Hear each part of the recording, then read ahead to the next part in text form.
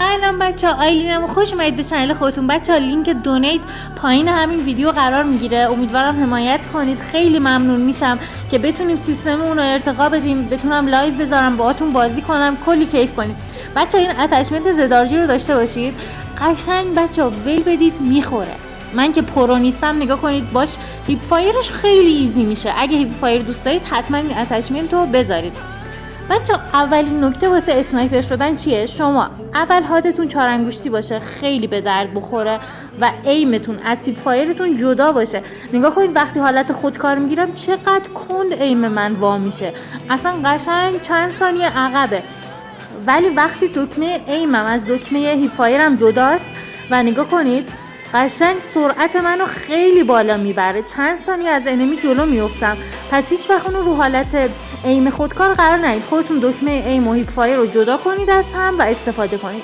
بچه گزینه بعدی که خیلی مهمه توی بیسیک قسمت ADS، شما 2 گزینه دارید. اگه گزینه تپ تو ADS رو فعال کنید چه اتفاقی براتون میفته؟ شما وقتی ایمتون رو توی این گزینه باز میکنید، نگاه کنید تا زمانی که خودتون دوباره روی دکمه ضبط در نزنید ایمتون بسته نمیشه و شما رو خیلی خیلی کند میکنه. یعنی شما باید یه بار ایمو بگیرید، یه بار ضبط رو بزنید که حالا خارج شه. و به خصوص کسی که اسنایپ مولتی بازی میکنن اصلا مفید نیست. ولی وقتی ایدیستون رو حالت دوم یعنی تپ اند هولد باشه و برید داخل گیم ایمو که بگیرید، نگاه کنید قشنگ شما 2-3 ثانیه از انمی جلوترید، سرعتتون خیلی بالا رفت. اینم گزینه دومی که تو اسنایپر شدن مهمه. گزینه ریلستیک اسکوپه که اگه این آن باشه چه کار میکنه برای شما. اینجا نگاه کنید وقتی که من یه انمی میاد توی تیر رسم و ایممو باز میکنم، قبل اینکه کاملا ایم وا بشه من قرمزی انمی رو میبینم. یعنی تو حالتی که دارک اسکوپتون کامل روشن نشده، یعنی کامل وا نشده، شما راحت انمی رو میبینید. یعنی نیاز نیست صبر کنید که کامل این واشه و شما بخواید انمی رو ببینید. تو همون حالت دارک اسکوپ چند ثانیه از انمی میافتید جلوتر، قشنگ قرمز ریزی شلیک کنید. و نکته بعدی که خیلی مهمه اینه بچه‌ها که شما این جویستیک کوچولو، این نقطه کوچولو رو میبینید اون وسط، اینو وسط صفحه قرار بدید، براتون مثل یه ایم خیلی زیبا کار میکنه. حالا اون چیه؟ اون هر گزینه که ازش استفاده نمیکنید و خیلی کوچیک کنید و اونجا قرار بدید. اینجا رو داشته باشید.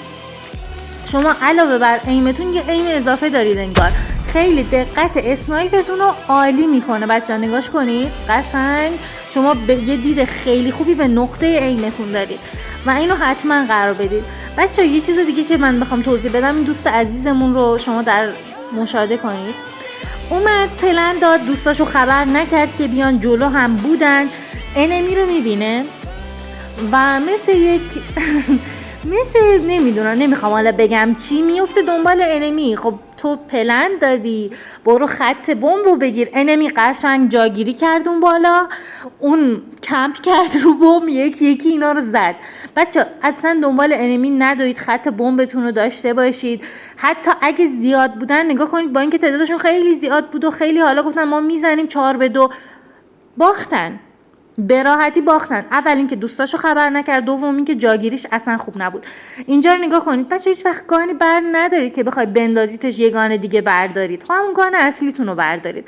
بچه اینجا صدای اسنایپ رو شنید و مثل بز گفت خب چیکار کنم؟ صدا اسنایپ، برم جلوش، برم جلوی پنجره، جلو چش اسنایپر، تازه ببینم راضی نشه، خب بذار بپرم پیداش کنم کجا. بچه اصلا دنبال صدای تیر نرید، به خصوص وقتی تک موندید صدای تیر رو از یه طرف میشنوید به این فکر کنید که خب اینوری صدا اومد من برم، از اونوری از پشتش درام، نه برم تو دهنش. دوم این که بچه ها مثل این دوستمون 2 تا 3 تا هر چقدر مونده بودید کنار هم قرار نگیرید. هرچی از هم مثلا هر کی یه نقطه باشه خیلی درصد شانستون رو بالا تر میبره که انمی رو ببینید بکشید، نه اینکه همه پیش هم نگاه گوسفند دیدید بچه‌ها، اینا عرب بودن و واقعا پرچم ایرانیا بالاست. عربا اصلا تو لول ایرانیا نیستن. نگاه کنید قشنگ مثل گوسفند رفت با نیزه تو دهن طرف بیا منو بکش. نگاه کنید اصلا نمیدونم واقعا فازشون چیه، من خیلی هرس خوردم تو این گیم اصلا زارت. بعد نگاه کنید اینجا دوستشو زدن، گفت چیکار کنم؟ بشینم تو گلدون شاید بتونم شکوفا بشم. نشست توی اینجا. خب این چه مکان کمپیه بچه؟ این رادار رو اصلا استفاده نکنید، شما رو خیلی نوب میکنه. اصلا پیشنهادش نمیکنم بچه. ساب و لایک یادتون